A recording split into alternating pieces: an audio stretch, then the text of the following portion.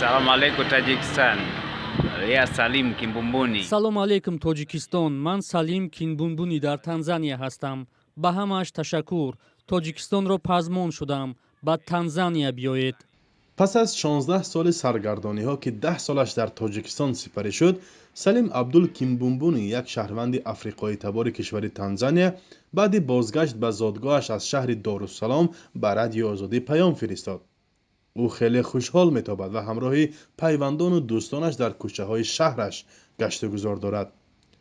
سلیم از سال 2007 به حیث خادم یک سیرک سیار تا روسیه و قزاقستان رفت و بعدا همراه همکسبانش به دوشنبه هم آمد.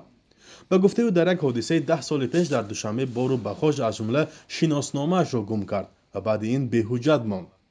سلیم کیمبونبونی بعد دریافت حجت بازگشت به زادگاهش در صحبت با رادیو آزادی گفته بود که باور نداشت روز امکان بازگشت به وطنش را پیدا میکند.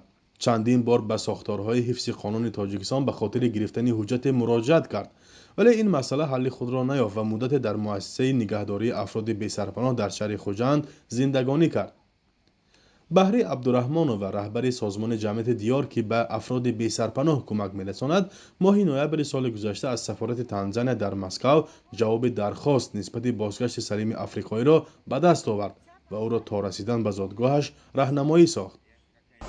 Он 16 лет не был дома. او 16 سال در وطنش نبود و برایش در آنجا مطابق شوی حالا کمی دشوار است، ولی حالا کاری اساسیش برقرار کردن حجت ها، جستجوی کار و اویله دار شوی است.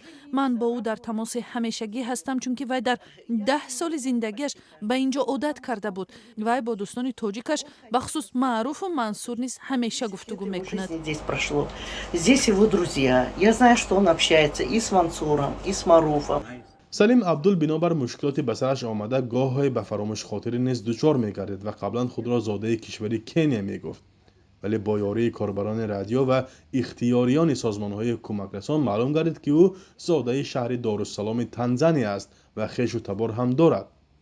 سلیم بعد برقرار کردن حجت‌هایش می‌خواهد به تاجیکستان برای مهمانی آید، زیرا دوستانش را زیاد پزمان می‌شود.